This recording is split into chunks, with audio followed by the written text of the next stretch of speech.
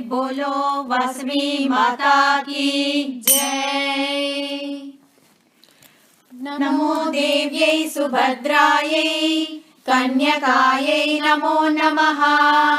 शुभं कुरु महादेवी वासव्यै च नमो नमः।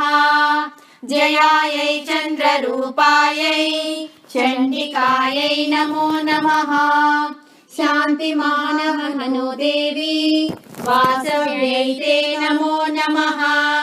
नन्दायै ते नमस्तेस्तु गौर्यै देव्यै नमो नमः। पाहि नः पुत्रदारांश्च वासव्यै ते नमो नमः।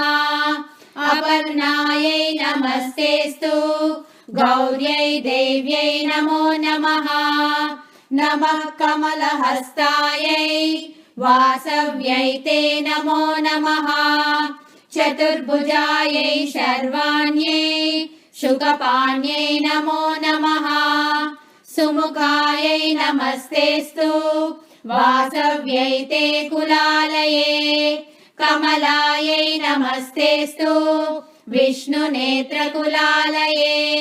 मृडान्यै ते नमस्तेस्तु वासव्यै ते नमो नमः। समशीतलपादायै नमस्ते परमेश्वरी। श्रियं नो देहि मातस्त्वं वासव्यै ते नमो नमः। त्वत्पादपद्मविन्यासं चन्द्रमण्डलशीतलम् गृहेषु सर्वदास्माकं देहि श्रीपरमेश्वरी।